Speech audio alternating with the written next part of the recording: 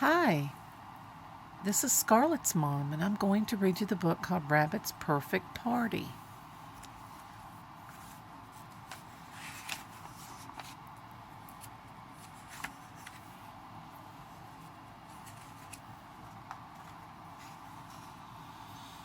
Rabbit was working in a sunny corner of the 100-acre wood.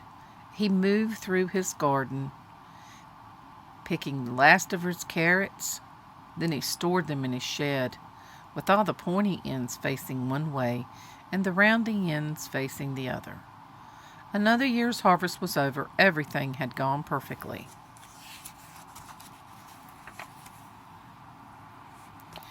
Smiling proudly, Rabbit went into his house and poured himself a glass of carrot juice. As he drank it, he looked at the calendar hanging over his kitchen table. On the last line, a day was circled in red. Rabbit's birthday was only 5 days away. Rabbit thought back to some of his past birthdays. One year, Pooh gave a party for him with lots and lots of food to eat. But all the food was honey. It was a good party, but not a perfect party. Another year, the party was at Eeyore's house.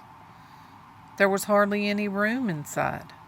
The house was about to collapse. It was a good party, but not a perfect party. Rabbit wished that just once he could have a birthday party that was perfect in every way. But who would give the party? Rabbit thought, and then he knew the answer.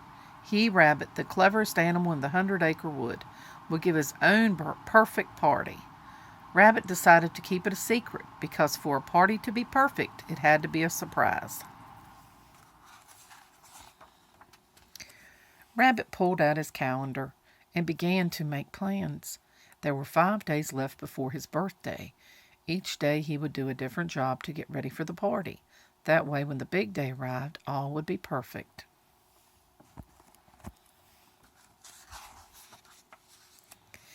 That afternoon, Rabbit raked up the leaves in his yard. He had almost finished when Kanga and Roo dropped by. Kanga said, "This isn't your raking day, is it?" "Well, no," said Rabbit nervously. "I just thought the place needed tidying up."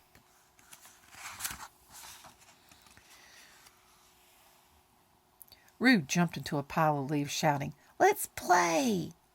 "What a good idea," Kanga said to Rabbit. "You've been working too hard." By the end of the day, Rabbit was exhausted.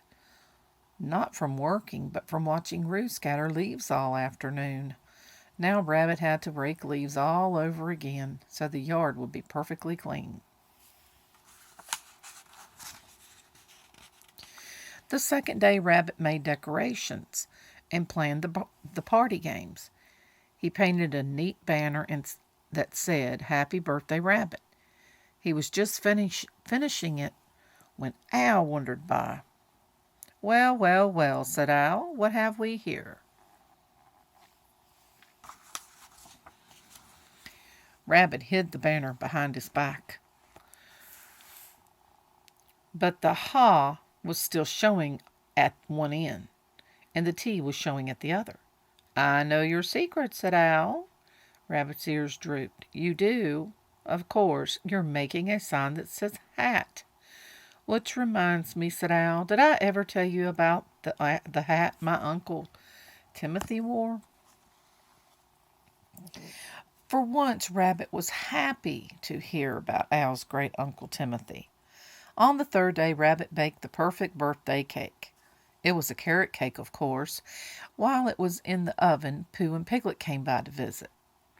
"Hello, Rabbit," said Pooh. "Piglet and I was just wandering through the forest, and my nose told me to turn left at your house." Piglet asked, "What's that you're baking?" "Oh, nothing special," Rabbit answered quickly. "The nothing sure smells something sweet," said Pooh. "I don't suppose it has honey in it." "Or acorns," said Piglet. "No," Rabbit said, "it has carrots." Pooh and Piglet looked at each other.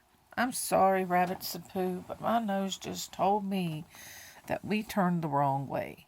Would you excuse us?" And off they went, leaving Rabbit with his perfect birthday cake. On the fourth day, Rabbit was setting at the table with his very best dishes when Tigger came bouncing along. "Say," said Tigger, "looks like you're throwing a party." "What makes you say that?" asked Rabbit. "Those are your best dishes, aren't they?" Tigger said. Rabbit looked at the dishes. "These? No, they're just some old things."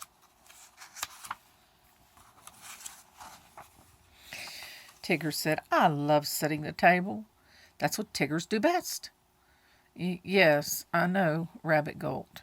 "But sometimes certain Tiggers bounce so hard that they break the dishes." "But if these dishes are old, then it doesn't matter, does it?" said Tigger. "I'm not so sure about that," Rabbit said.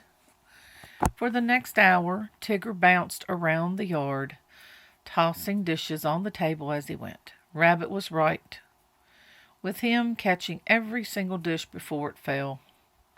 "Well, ta-ta for now," said Tigger when he finished. "Ta-ta for now."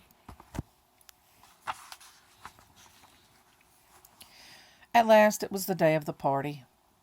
Rabbit brought out the decorations and games. Then he hung his birthday banner between two trees.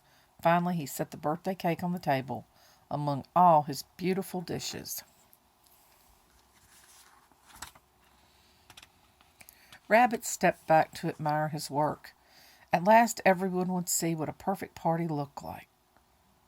Rabbit stood at the table and waited for his friends to arrive.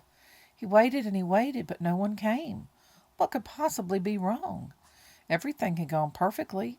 He had even managed to keep the party a secret, so it would be a surprise. Rabbit sat up straight in his chair. "Oh, no," he cried. "I've done such a good job of keeping a party a secret that I forgot to invite anyone." Rabbit sat at his perfect table, feeling like a very imperfect rabbit and singing sadly to himself. "I'm perfectly neat and perfectly clean, the cleverest rabbit that you've ever seen. But here I am singing an unhappy song. If I'm really so perfect, what's gone wrong? My table's spotless, my dishes are swell. My carrots are yummy 'cause I garden so well. So how can it be that I'm feeling so bad? I'm perfectly perfect and perfectly sad." Suddenly Rabbit heard a hum. It floated out of the forest, and behind it came Winnie the Pooh, and he was followed by Piglet, Owl, Eeyore, Tigger, Kanga, and Roo. "Hello, Rabbit," said Pooh. "We know you've been busy, but we just wanted to come by and wish you a happy birthday."